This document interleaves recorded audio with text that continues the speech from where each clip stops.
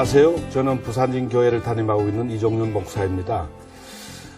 오늘부터 4주 동안 생명의 말씀 오병이어 시간을 통해서 하나님 나라라는 주제를 가지고 나누겠는데, 오늘은 서론 부분격인데요. 정의와 평화라는 주제로 여러분들과 함께 은혜 나누겠습니다. 종교개혁 이후에 생겨난 세계 모든 개신교는 세상을 구원시키고자 하는 예수님의 하나님 나라 운동에 연결되어 있다고 볼 수 있습니다. 그런데 우리가 예수님의 하나님 나라 운동이라고 할 때는 그것을 제대로 살펴보기 위해서는 결국 근거가 되는 유다이즘과 헤브라이즘의 그 내용이 어떤 것들이 담겨 있는지를 살펴봐야 합니다. 그래서 특히 이 헤브라이즘과 유다이즘 가운데서 유다이즘을 잘 이해해야 합니다. 이 유다이즘을 잘 이해하기 위해서는 유다이즘의 근거가 되는 구약 성경을 살펴보지 않을 수가 없습니다. 실제로 구약 성경과 신약 성경의 모든 관심은 결국은 하나님의 나라에 있습니다. 근데 하나님 나라의 원형이 뭐냐? 여러분은 어떻게 배웠어요? 하나님 나라의 원형이 뭘까? 그건 성경에 나와 있는 그대로 하나님이 처음 창조하셨던 에덴입니다. 그게 하나님의 나라입니다. 그 에덴에서 하나님의 정치가 어떻게 이루어지고 하나님의 질서가 어떻게 펼쳐지고 있고, 또 하나님께서 우리 모든 피조세에게 원하셨던 의도들이 다 숨겨져 있었거든요. 근데 그 하나님의 나라의 원형인 에덴에 하나님의 정의와 평화가 충분하게 흘러 넘쳤는데, 그것을 우리는 구약 성경에서 히브리어로 샬롬이라고 이야기하죠. 또 신약 성경에 보면 헬라 말로 에이레네라고 이야기합니다. 샬롬, 평화, 이런 말들은 단순히 그냥 우리가 전쟁이 없는 그런 상태가 아니에요. 그야말로 이지러짐이 없는 완벽한 조화, 완벽한 질서. 사람으로 따지면은 정말 하나님이 원하셨던 사람다운 삶을 사는 상태. 이걸 이제 평화다, 이렇게 이야기하죠. 그 평화는 반드시 어디에 기초를 해야 되느냐면 하나님의 성품인 공의, 하나님의 정의에 기초를 해야 되는 겁니다. 그런데 하나님과의 관계가 깨어진 이 세상은 다시 어둠과 혼란으로, 성경에서는 그것을 죽음이라고 표현합니다. 죽음은 단순히 우리의 육신적인 그런 목숨을 이야기하는 게 아니에요. 목숨이 끊어진다는 게 아니고 하나님과의 관계가 끊어진다는 차원에서의 죽음을 이야기하는 겁니다. 근데 하나님은 그런 혼란되고 죽음의 세상을 그대로 포기할 수가 없습니다. 왜냐하면 당신이 창조한 세계이기 때문에. 그러므로 신구약은 어떤 의미에 있어서 하나님의 정의와 평화를 향해 가는 하나님의 구원 드라마다, 이렇게 보면 됩니다. 모든 피조물들이 이 평화와 정의를 갈망하는 까닭은 생명의 생명됨을 누리기를 원하기 때문입니다. 그래서 강연의 초점이 정의와 평화에 대한 총론적 사고를 성서적이고도 신학적인 입장에서 한번 정리해 보고자 합니다. 구약 성경에서 그래서 가장 중요한 핵심 단어를 뽑아라 그러면은 오직 여호와. 이제 그대로 이야기하면은 이렇게 됩니다. 이 야훼만이라는 히브리어 단어거든요. 조금 시청자 여러분들이 어려울지 모르겠지만 그러나 우리 성경에 보면 영어로 풀이할 때 여호와 이렇게 풀이되어 있습니다. 여호와, 야훼 같은 말입니다. 오직 야훼만. 이걸 가리켜서 모노라마, 하나, 오직 유일하게 야훼, 야휘점이라든지. 그래서 이걸 가지고 이제 많은 성도들이 이해하기로는 하나님의 절대성, 하나님의 절대자 하나님, 이렇게 이야기하죠. 오직 여호와. 한번 따라해 봅시다. 모노 야휘점. 유일하게 하나님만.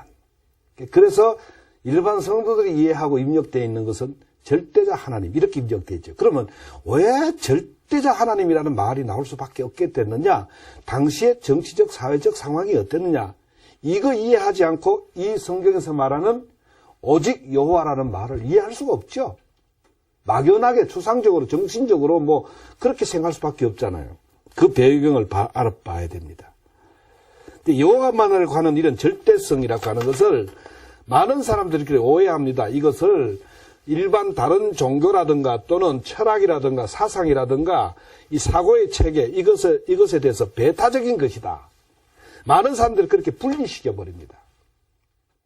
성경이 말하는 모노야휘즘, 오직 여호와라는 것은 철학이든지 또는 무슨 다른 어떤 사상이라든지 또는 다른 종교와 이렇게 분리시킨 배타성이 있는 게 아니에요.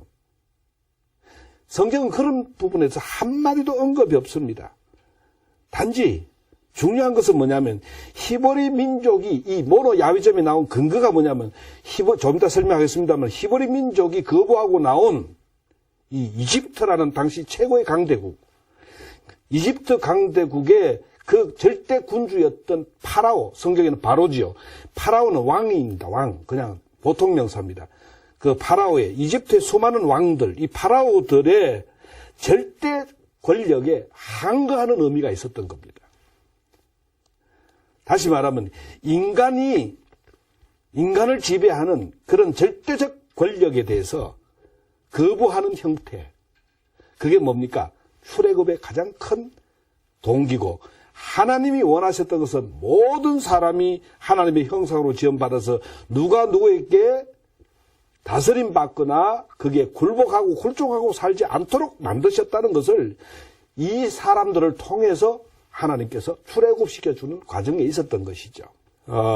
이 부분에 대해서 다윗 왕조 이전에 고대 이스라엘로 거슬러 올라가 봐야 되는데 다윗 왕조 이전까지 오직 야훼만, 오직 여호와만을 말할 수밖에 없는지 그 이유를 살펴보면 우선 구약 성경에 그 사사기 나오죠.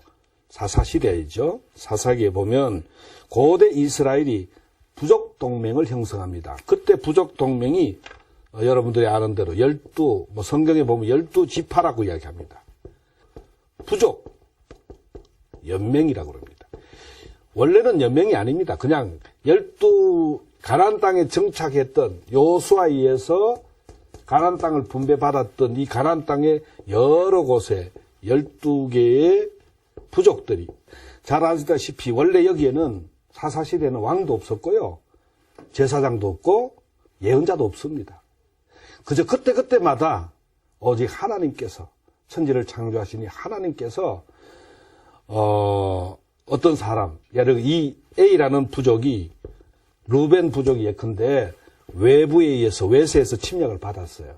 그러면 어떻게 해요? 이 A라는 부족의 책임자가 SO에서 타전하지요.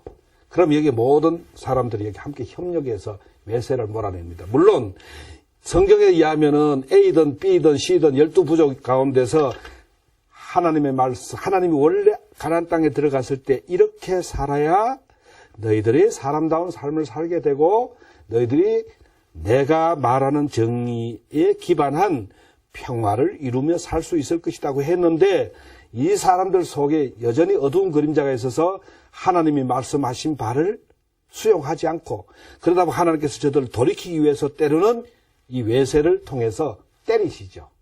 성경에 보면 전부 그런 이야기잖아요. 사사시대는 그랬습니다.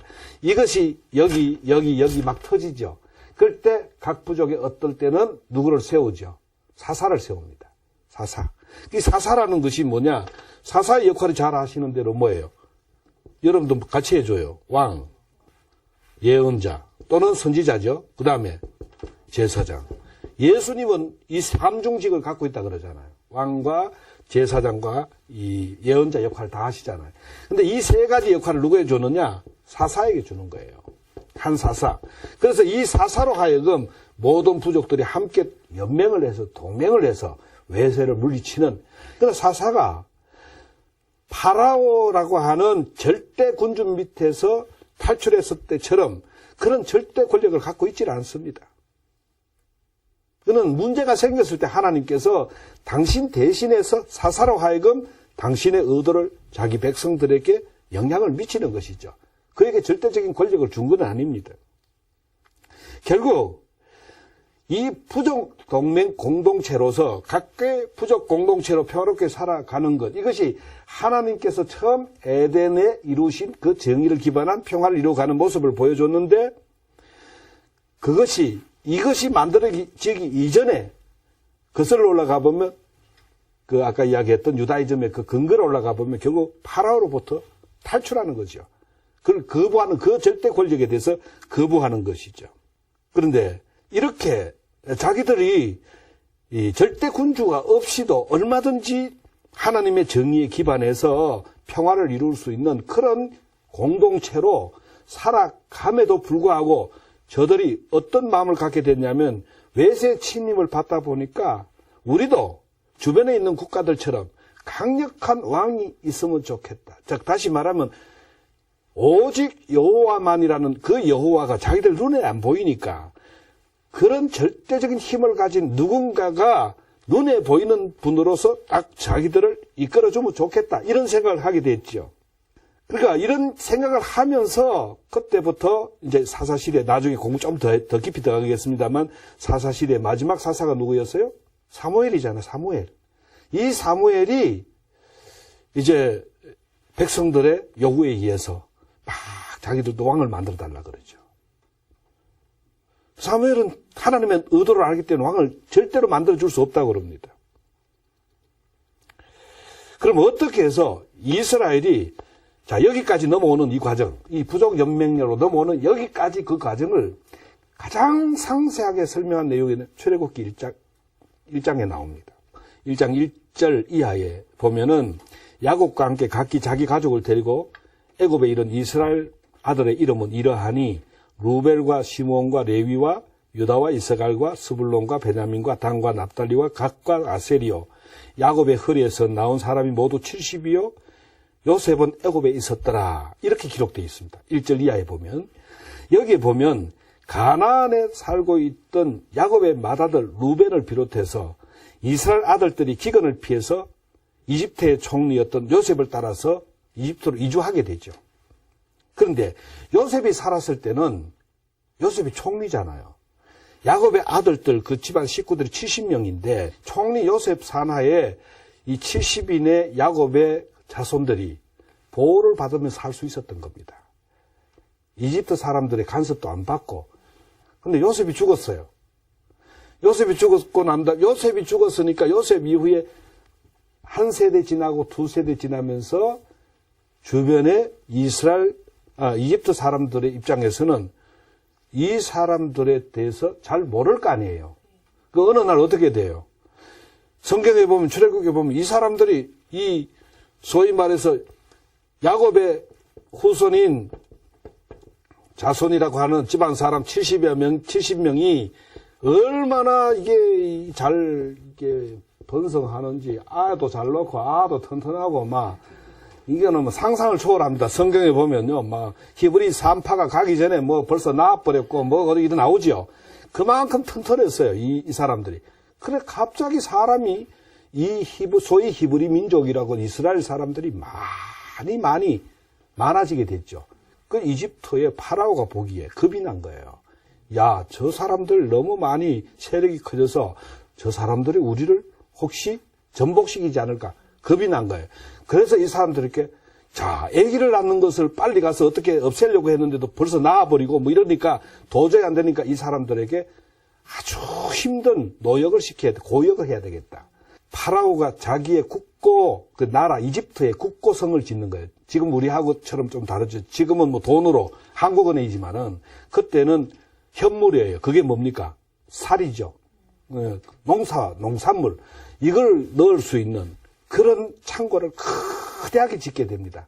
그 짓게 될 때 그 국고성 비돔과 람셋이라는 성을 짓습니다. 영화 같은 데 보면 나옵니다. 수많은 사람이 거기에 노역으로 끌려가서 고통을 겪습니다. 이렇게 혹사당하는 이 사람들이 노동 착취를 당하죠. 인권 유린을 당하죠.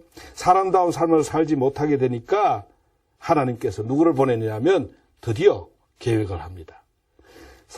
절대 군주 밑에서는 사람이 사람답게 살 수 없다. 그래서 샘플로 내가 이 사람들을 이들로부터 해방시켜서 새로운 세계를 내가 세상 앞에 보여주겠다. 그게 하나님의 의도였거든. 원래 에덴의 의도였으니까. 그래서 이 사람들을 모세를 통해서 구출해낸 장면이 출애굽기에 나오죠.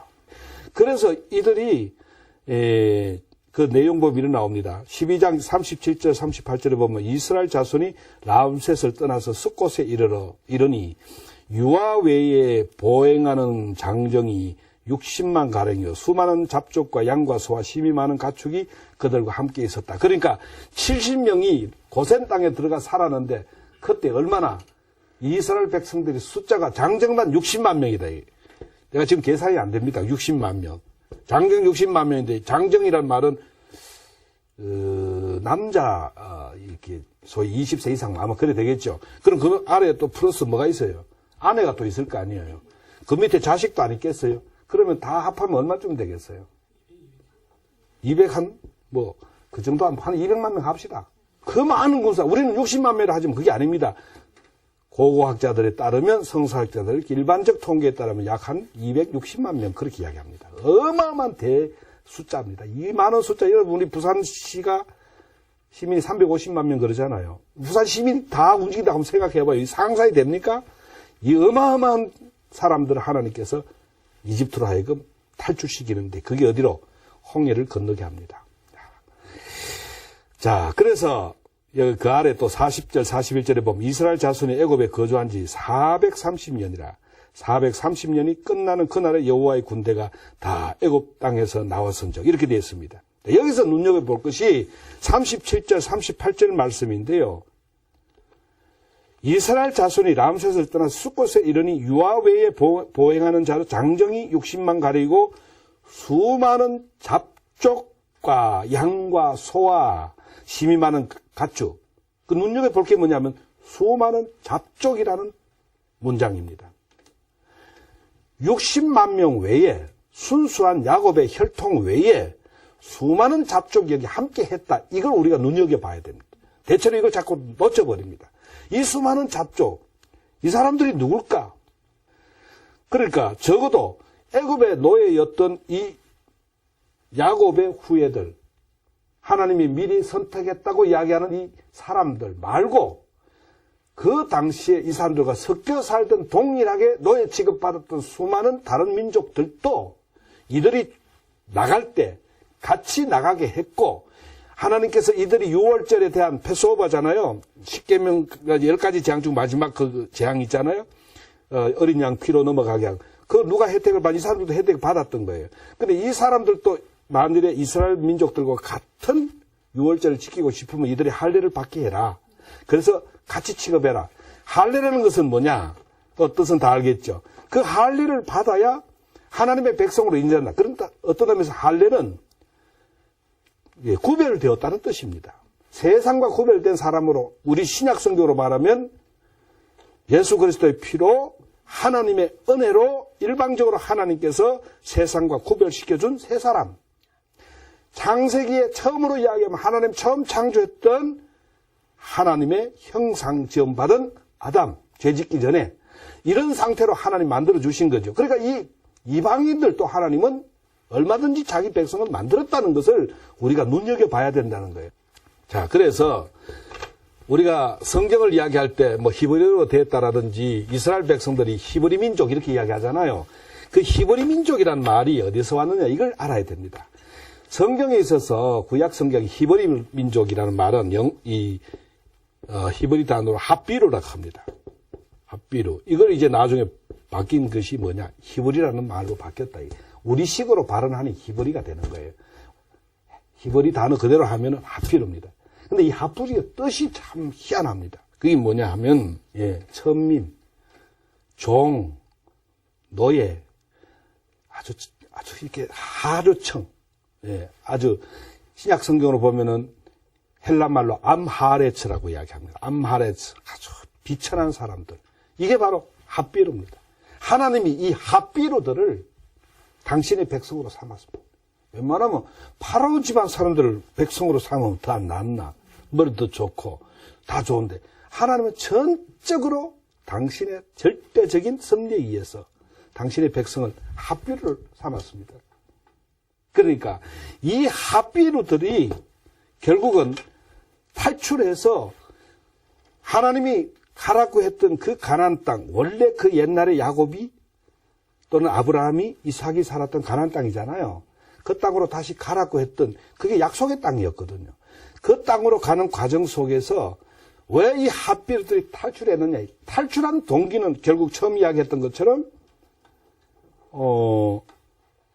하나님 외에 그 어떤 인간 절대 군주에게 우리는 지배를 받지 않겠다. 간섭받지 않는다. 그게 인간의 본연의 권리다. 이걸 보여주는 거죠. 하나님이 왜 파라오의 지배로부터 이 사람들을 이렇게 해방시켰을까? 그 부분을 여러분들이 좀 많이 생각해 볼 필요, 하나님의 의도가 어디 있었을까? 이제 가나안 땅에서 정착해서 자주적인 자치동맹을 형성했죠. 아까 그래서 그 사람들이 누구냐면 바로 사사시대의 12부족으로 이렇게 흩어져서 각기 땅을 분배받아 이렇게 됐다 이거죠. 그런데 이렇게 떠난 이 사람들의 그 가지고 있는 신념 또는 믿음의 가장 중요한 기반은 뭐냐면 군주제를 배격한다는 겁니다. 그래서 모노 야훼점, 오직 여호와, 절대자 여호와라는 말이 바로 거기서 나왔다는 것을 우리가 놓쳐버리면 하나님은 우리의 현실과 상관없는 저 멀리 떨어져 있는 그냥 하늘에서 터줏대감처럼 호령만 하는 우리의 역사와 우리의 현실과 상관없는 그러한 많은 신들 중에 하나, 그리고 일반 종교에 있어서는 어떤 이야기를 하냐면 왜 그 신만, 하나님이란 그 신만 절대자냐, 우리도 절대자다, 이런 식으로 우리가 자꾸 전쟁을 일으키도록 만드는, 싸움 만들게 되는 이 소위 분리시켜버리는 그러한 오류에 빠질 가능성이 많다는 거예요. 그 신앙의 우리의 기초가 뭐냐? 결국은 하나님은 하나님의 자녀답게 하나님이 원래 의도하셨던 그런 사람으로 회복되는 걸 하나님이 원하시는 거예요. 모든 신앙의 근거는 결국 누가 누구에 의해서 지배받지 않고 각자의 역할에 따라 자신의 삶을 영위해 나갈 수 있도록 그게 하나님의 정의에 기반한 평화를 이루어가는 것인데, 그래서 이 사람들은 오직 야훼 외에는 누구에게도 지배받지 않겠다 이렇게 결정하고 야훼 외에 정의와 평화와 생명을 유린하는 어떤 인간 군주의 권력도 용인하지 않겠다는 믿음으로 살아남게 된 것입니다.